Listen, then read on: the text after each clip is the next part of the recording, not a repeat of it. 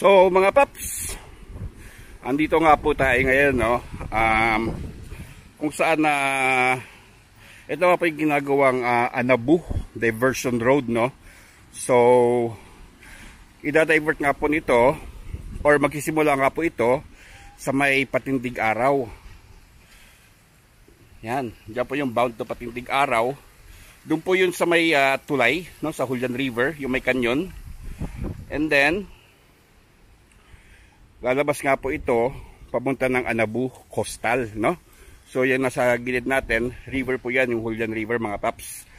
At dito nga, mapapansin ninyo, ay sementado na nga po itong bahagi na ito, mga papi, yan, no? So marami na nga pong nagagawa pala dito.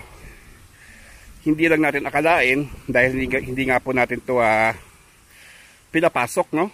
But for now, andito nga po tayo sa loob. Wari ko yung mga siguro kulang 400 to 500 meters, no, na nasa loob tayo nitong diversion road na ito, or river drive nga, mga paps, no. Salubong po daw mangyayari dito, mga paps. So yung isang contractor, no, dito nga po yun na naka-assign from Anabu Coastal, and then mga 1.2 kilometers daw po ang tatakbuhin nila, no, bound to Patindig Araw. And then yung sa may Patindig Araw naman ay may ginagawa na nga rin po doon, no. So salubong nga po sila. At itong area na ito, mga paps, tingin ko yung nasa ano tayo yung Palas Atina, no, na banda. And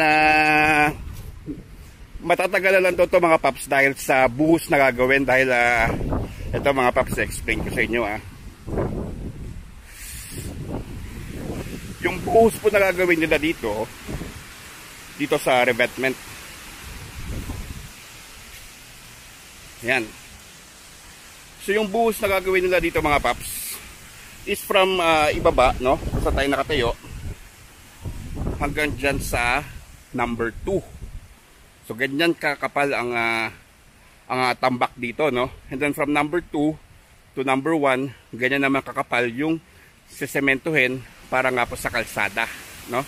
So ganun po siya ka trabaho, mga paps, kaya medyo matatagalan pa ang pagbuhos nito.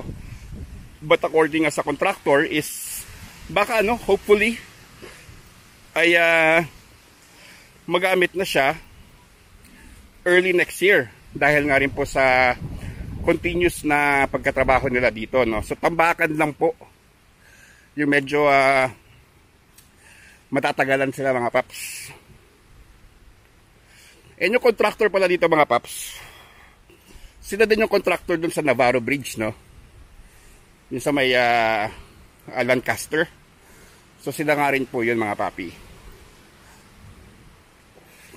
So ito, binarapat na natin lakarin. Unfortunately, mga paps, tayo ay sumubok na magpalipad ng drone. Pero dalawa nga po yung kalaban natin, yung hangin. Yan, napakalakas, mga paps. Pati na nga rin po yung tower ng cellphone na nakakapag intercept ng signal ng drone, no. So nakapagpalipad po tayo ng bahagya, no, but yun nga lang po, no. So maganda sana to kuhanan ng isang isang pasadahan ng drone.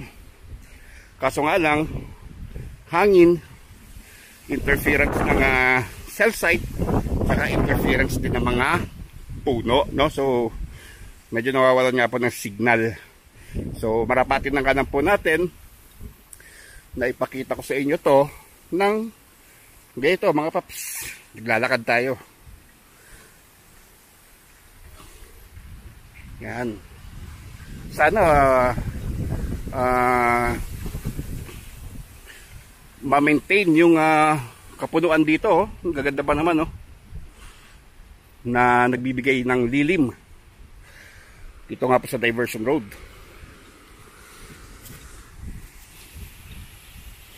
So napakalaking bagay nito, mga paps, from Patindig Araw to Anabu Coastal.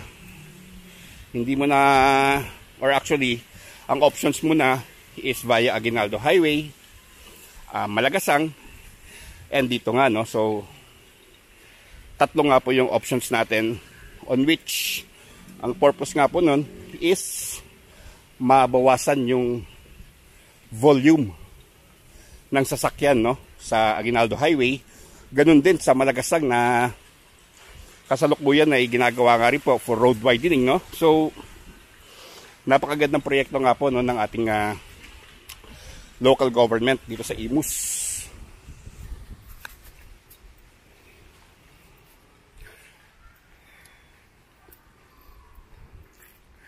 So, isa pa pala sa kalaban dito mga paps, yung ibon. Ang dami pong grupo ng kalapate dito, no, na nalipad. So sana ma-enjoy nyo pa rin ito kahit na yung ating point of view is nasa baba nga po tayo mga papi.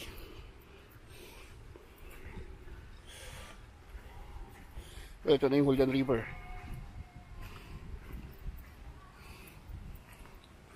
Taas pa ng revetment nito, no, yung riprap.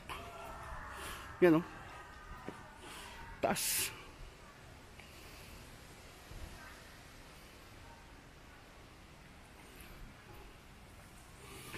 And mga paps, ayain ko nga po kayo na i-follow kami sa aming Facebook page na Progreso Pilipinas.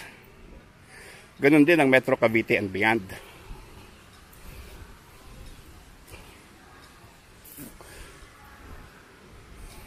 So maaari nga, no? Maaari mga paps na ibang bahagi nitong ating video ay i-fast track natin, no, nang sa ganun ay hindi naman kayo mainip or fast forward.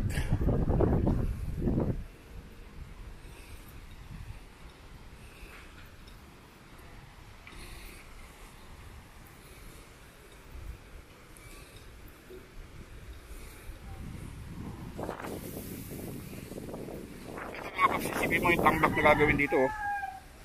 So sa number 2 sila magtatambak. Number 1 yung kalsada. Ang lalim niya mga papi.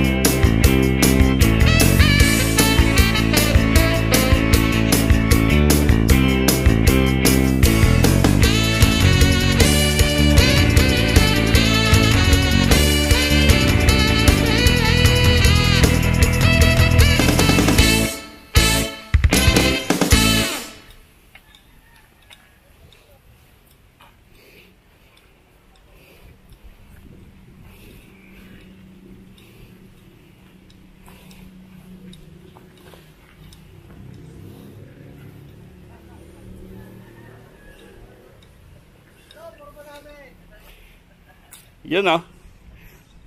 Hinapo ako doon, ah. Oh, sa layo pa naman yan. Ang layo pala doon. Anyway, Oh, sila po yung contractor sa Navarro, mga paps. Oh, kami ho yun. Yan oh. Ito naman ho, dito. Ito forma namin dito. Gandang tanghali, Foreman.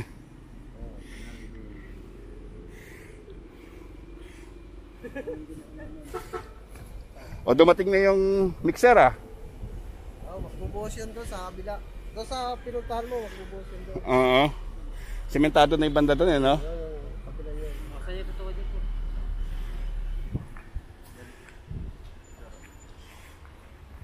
Por, saan mabagsak? Bok, thank you, Bok ah.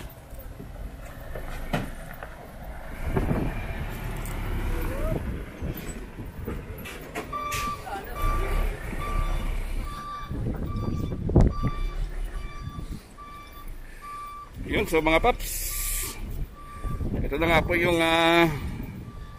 Anabu Coastal, no? So dito nga po siya exit.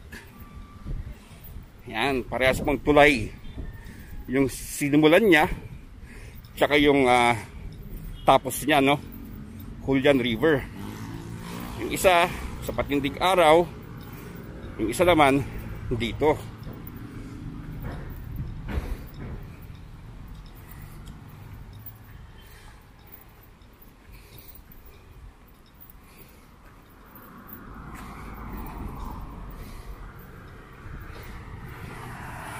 Ayan mga paps, Anabu Coastal na po yan.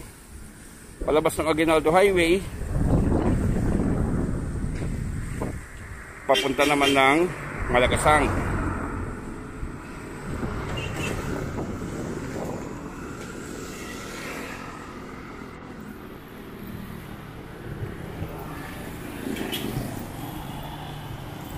Okay, so mga paps, hanggang dito na nga lang po yung ating video, no? Ayan, nabahagi ko na nga po sa inyo yung update nitong Anabu Diversion Road. Sana nga po yung nag-enjoy kayo. Ingat po kayo palagi. God bless. Siyempre, alam nyo na. Thank you!